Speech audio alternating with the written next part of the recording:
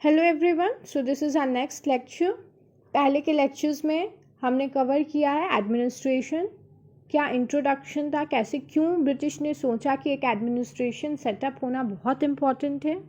उसके बाद हम लोग ने देखा कि सिविल सर्विसेज जो होता था उसका इस्टेब्लिशमेंट कैसे हुआ, क्यों हुआ, क्या इम्पोर्टेंस था और उनका कंट्रीब्यूशन क्या था सिविल सर्वेंट्स का इंडियन सोसाइटी में during independence also. Then we saw the establishment of army. Army का क्या था, आर्मी में क्यों पीपल को रिक्रूट किया जा रहा था और उनका कंट्रीब्यूशन क्या था। फिर हम लोग पुलिस देखें कि पुलिस का किसके द्वारा इस्टेब्लिशमेंट हुआ था और क्यों इनका इम्पोर्टेंस था, क्या इम्पोर्टेंस था। अब हम लोग देखेंगे judicial services, organization of judicial services. The pre-British judicial setup in India was a diverse mix of Hindu law of the Shastras, the Muslim chronic law as well as the customary law backed by the ruling authority. Judicial services जो था ना वो एक बहुत important setup था जो British जुडिशियल्स के द्वारा मेनली उसमें लोग थे, जो मतलब जो मेनली ब्रिटिश थे ना वो जुडिशरी में हेडिंग पोजीशन पे रहते थे। और मेनली केवल स्टार्टिंग में तो केवल ब्रिटिशर्स ही थे, जो यूरोपियंस ही थे जो जुडिशरी सर्विस करते थे। Indians were not allowed, but after some time we see that that the judicial services, in the judicial services, Indians were also getting recruited. Now, in the pre-British judicial setup in India was a diverse mix of Hindu law of Shastras and the Muslim chronic law as well as the customary law backed by the ruling authority. तो जो law setup था ना वो mixed था, Hindu law, मुस्लिम law. अभी भी आप लोग जब लॉ पढ़िएगा तो आपको हिंदू लॉ, मुस्लिम लॉ ये सब पढ़ना पड़ता है। इसको कहते हैं फैमिली लॉ। तो उस समय भी हिंदू लॉ, मुस्लिम लॉ ये सब मिक्स करके लॉज जो थे वो बने हुए थे। Once the European began to settle in India, they could not accept the Muslim law that talked about amputation of limbs or stoning of criminals as penalties, nor could they accept special privileges for Brahmins. जैसे ही Europeans settle करते हैं India में वो यह चीज़ accept नहीं करते हैं, क्योंकि when you talk about right and wrong, so you cannot beat anyone with stone and give it that it is right, now you have got your justice. It is not like that. So एक set of rules था जो European establish किए थे। जो मुस्लिम law में था कि अगर आप चोरी करते हैं तो आपको एम्प्यूटेशन ऑफ लिम्ब, आपका मतलब पैर तोड़ा जाएगा, पत्थर से मारा जाएगा, ये सब पेनल्टीज था। या ब्राह्मण्स को स्पेशल प्रिविलेजेस मिलता था सोसाइटी में because they were upper caste. तो ये सब चीज़ जो है वो ब्रिटिशर्स को नहीं पसंद था, उन्होंने ये सब चीज़ में चेंजेस लाया। Regimentary judicial framework. It was Warren Hastings who was first tried to build up the initial judicial framework based on Mughal model and set up a दीवानी अदालत। वॉरेन हेस्टिंग जो थे वो फर्स्ट जुडिशियल फ्रेमवर्क, उन्होंने ही framework setup किया था। तो आपका MCQ में ये क्वेश्चन आ सकता है कि जुडिशियल फ्रेमवर्क किसके द्वारा सेटअप किया गया था, तो आंसर इज वॉरेन हेस्टिंग के द्वारा। तो वॉरेन हेस्टिंग ने जुडिशियल फ्रेमवर्क सेटअप कर दिया। इनका सेटअप फ्रेमवर्क जो था वो किसके मॉडल पे था, मुगल सिस्टम पे था, क्योंकि मुगल सिस्टम में दीवानी अदालत लगता था जिसमें सिविल केसेस, क्रिमिनल केसेस सब थे। तो decided civil cases appeal went to Sadar Diwani Adalat. पहले दीवानी अदालत था सबसे स्मॉल में, और उसके बाद अगर आपको रिवीजन के लिए जाना है, अपील के लिए जाना है, तो आप सरदार दीवानी अदालत में जाते थे। तो सेम वॉरेन हेस्टिंग ने किया, उन्होंने इनिशियल स्टेजेस को सेटअप किया और मुगल मॉडल पे दीवानी अदालत का एस्टैब्लिशमेंट किया। एंड द फौजदारी अदालत डिसाइडेड क्रिमिनल केसेस। एक था दीवानी अदालत, एक था फौजदारी अदालत। तो दीवानी अदालत सिविल केसेस को देखता था, फौजदारी अदालत क्रिमिनल केसेस को देखता था। अगर क्रिमिनल केसेस का अपील में जाना है तो सरदार निजामत अदालत होता था, अगर सिविल केसेस के अपील में जाना है तो सरदार दीवानी अदालत होता था। I hope this much is clear. These courts followed both Muslim and Hindu law. दोनों कोर्ट में हिंदू मुस्लिम लॉ फॉलो होता था। हिंदू लॉ हिंदूज के लिए, मुस्लिम लॉ मुस्लिम के लिए होता था। यूरोपियनाइजेशन ऑफ जुडिशरी, इसमें क्या हुआ, Lord Cornwallis brought future changes in this framework and gave a stable structure to Indian judiciary. Lord Cornwallis आए और उन्होंने बहुत चेंजेस लाया जुडिशरी फ्रेमवर्क में, और इंडियन जुडिशरी का जो स्ट्रक्चर था उसको बहुत स्टेबल किया।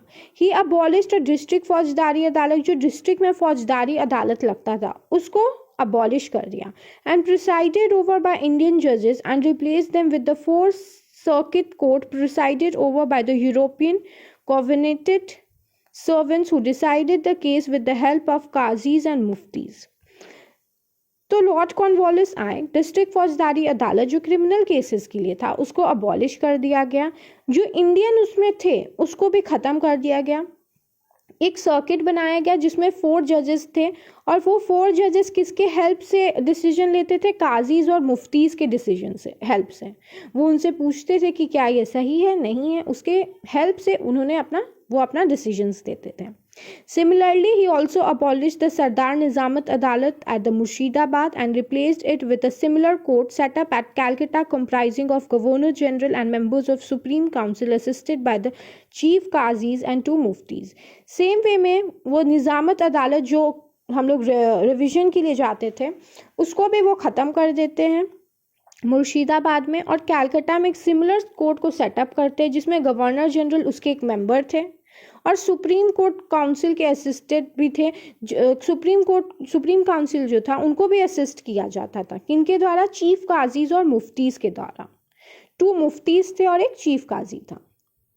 तो ये चीज़ क्लियर हो गया। सबसे पहले तो हम लोग देखते हैं क्रिमिनल और सिविल केसेस के लिए अलग अलग अदालत सेटअप किया जाता है।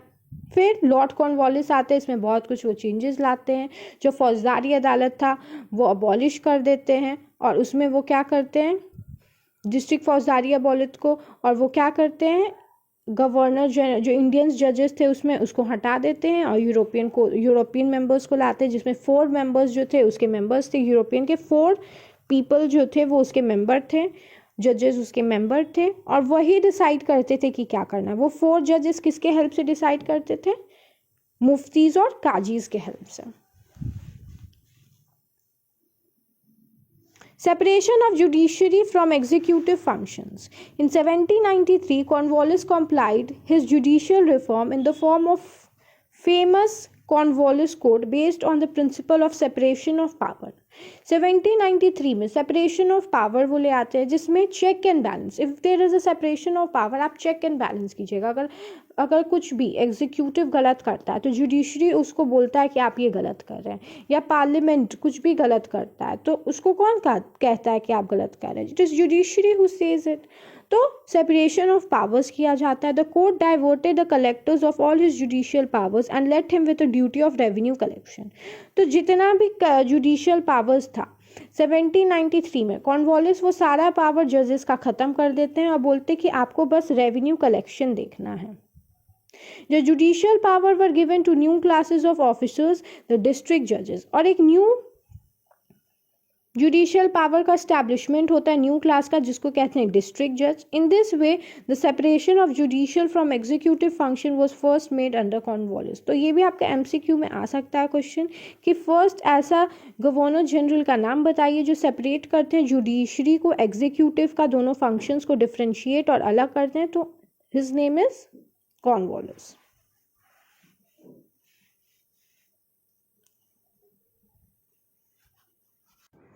Reforms of criminal law. Criminal law में भी बहुत सारा रिफॉर्म्स लाया जाता है क्योंकि करप्शंस बढ़ गया था और रिफॉर्म्स लाना उस समय का मांग था। अगर आप रिफॉर्म नहीं लाइएगा करप्शन वैसे ही बढ़ते जाएगा।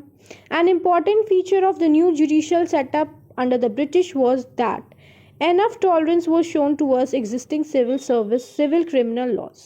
Only the most important modifications were introduced here, and there was a complete overhaul of the system was neither needed nor desired at that time.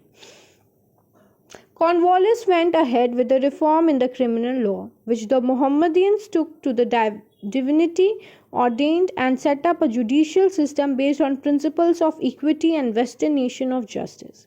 He replaced the religious and personal law rules and local agents with the written and later codified secular law with sovereignty, and law was proclaimed. Punishments such as the amputation of limbs and other body parts were replaced by imprisonments or fines.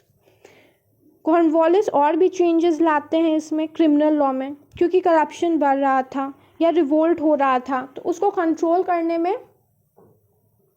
जो civil servants थे या judiciary जजेस का जो equipments हो रहा था, जो उन लोगों को डिप्लॉय किया जा रहा था, वो उतने सक्षम नहीं हो रहे थे। तो क्या करते हैं, क्योंकि इसमें भी बहुत ज़्यादा नेपोटिज्म होने लगा था, आगे हम लोग देखेंगे कि जजेस जो थे वो अपने ही बेटा या अपने ही कुछ भतीजा को उसमें रख लेते थे, तो इसके वजह से बहुत ज़्यादा करप्शन बढ़ रहा था। इस चीज़ को स्टॉप करने के लिए क्या किया गया, एक क्रिमिनल लॉ बनाया गया, जिसमें पहले क्या था, काजीज जो थे या मुफ्तीज जो थे वो हेल्प करते थे ब्रिटिशर्स को बताने में कि क्या सही है क्या गलत है, और उनके कहने के अनुसार ही डिसीजन लिया जाता था जजेस के द्वारा। बट अब इस चीज़ का पोजीशन का ख़त्म कर दिया जाता है। No Mohammedans were given any responsibility in the judiciary system now, it was abolished. और अब क्या होता है, कोडिफिकेशन ऑफ लॉ होता है, मतलब लॉ को कोडिफाई, लिखा हुआ लॉ जो है अब वो चीज़ फॉलो होगा। पहले क्या था, अगर कोई चोरी किया तो आप उसको पत्थर से मारिए, पैर तोड़ दीजिए, हाथ तोड़ दीजिए, अब वो सब खत्म हो गया था। अगर वो कुछ क्राइम किया है, चोरी किया, तो आप उसको इम्प्रिजमेंट दीजिए, फाइन से पनिश कीजिए, ये सब चीज़ आ चुका था। British administration and law. Non-Muslims were allowed to testify against Muslim in criminal cases, not permitted so far as Muslim law of evidences. पहले क्या था, नॉन मुस्लिम्स जो थे वो टेस्टिफाई नहीं कर सकते थे मुस्लिम्स को कोई भी क्रिमिनल केस में। अगर हिंदू है तो वो नहीं क्लेम कर सकता है मुस्लिम्स को, बट अब ये चीज़ में चेंजेस लाया गया, और अगर नॉन मुस्लिम भी हैं वो भी अब टेस्टिफाई कर सकते थे मुस्लिम्स को क्रिमिनल केसेस में। However, the reform by the Cornwallis produced many undesirable effects as well. बहुत सारा undesirable effects भी आया society में. The secular court was complicated and unfamiliar to the common man. Lawyers, therefore, had to employ that added to the litigation cost. People could no longer hope to get affordable justice.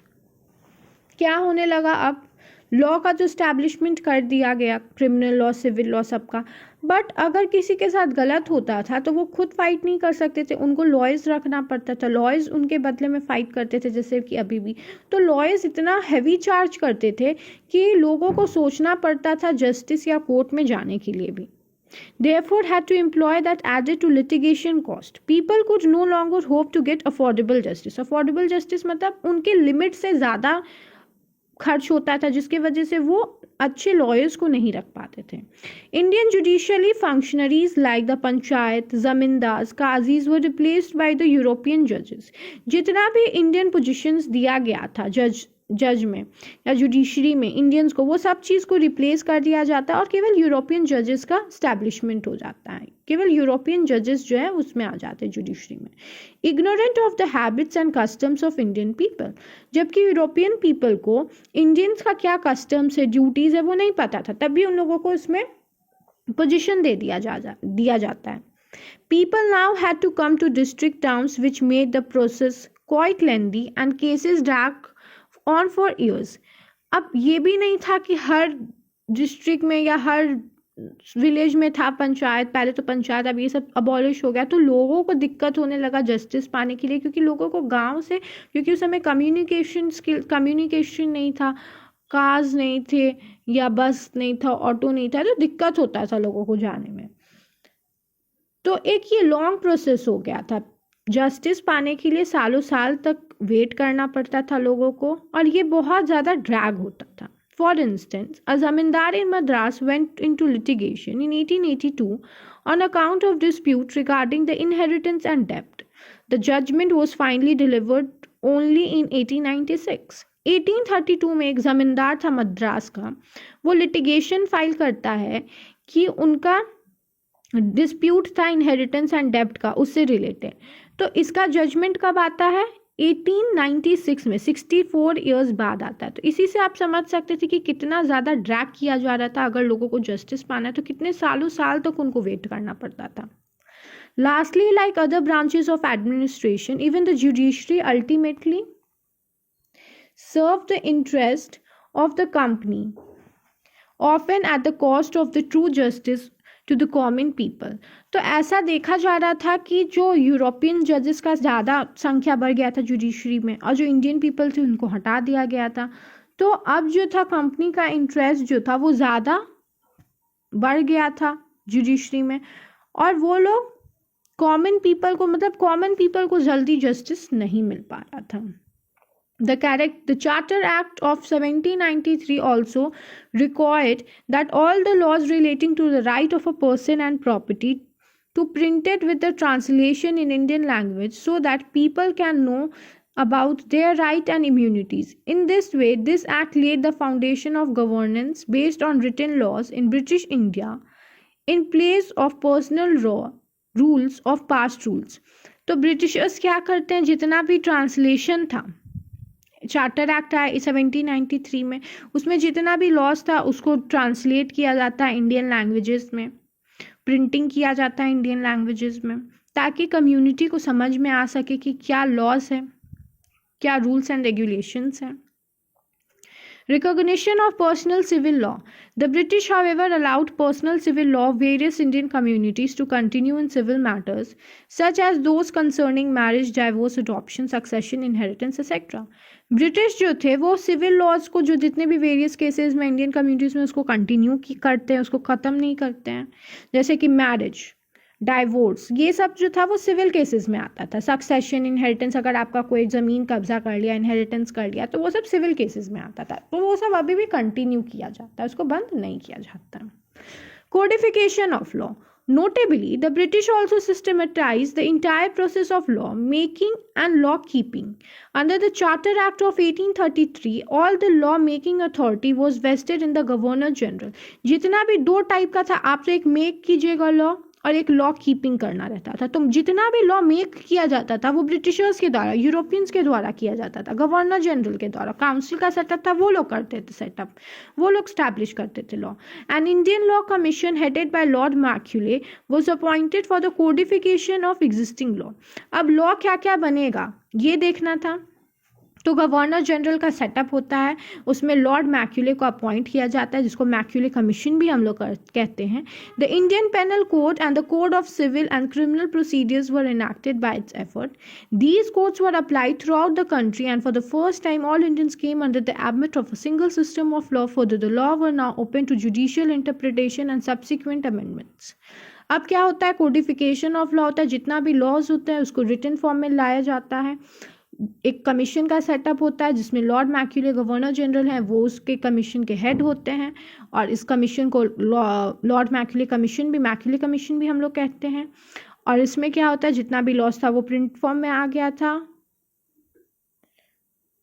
ताकि लोगों को सही justice मिल सके पूरे Indian के लिए, irrespective of caste, creed, religion, sex. आप सब के लिए एक लॉ था.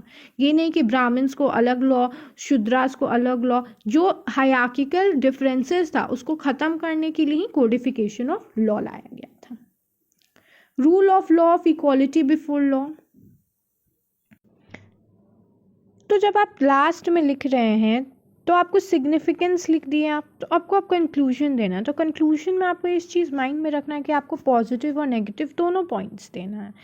तो ब्रिटिशर्स आए, उसका एक पॉजिटिव पॉइंट ये भी था कि उन्होंने लॉ जो था उसको कोडिफिकेशन किया.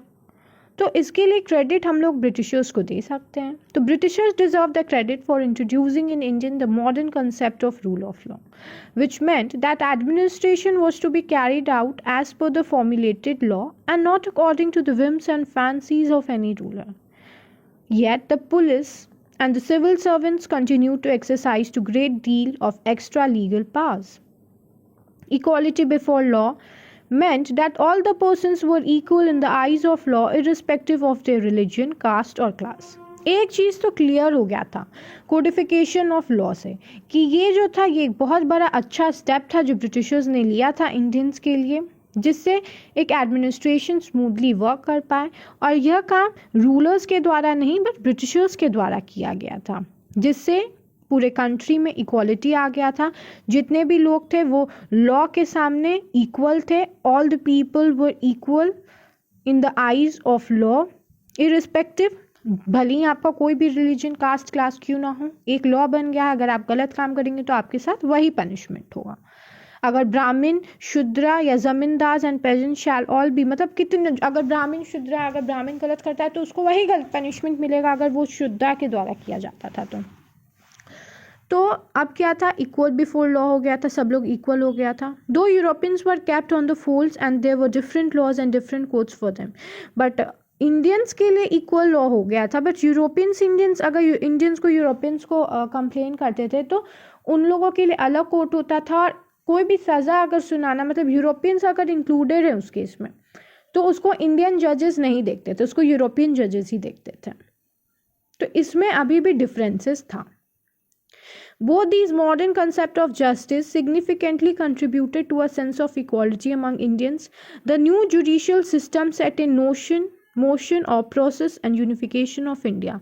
India was one unit, at least in a judicial terms. तो इंडिया जो था एक वन यूनिट था, मतलब इक्वल लॉ हो गया था. अब कोई भी कास्ट क्लास है उससे कोई अंतर नहीं है, एक वन लॉ हो गया था, जिससे जो डिफरेंसेस था कास्ट में वो देखते कि हम लोग कम था.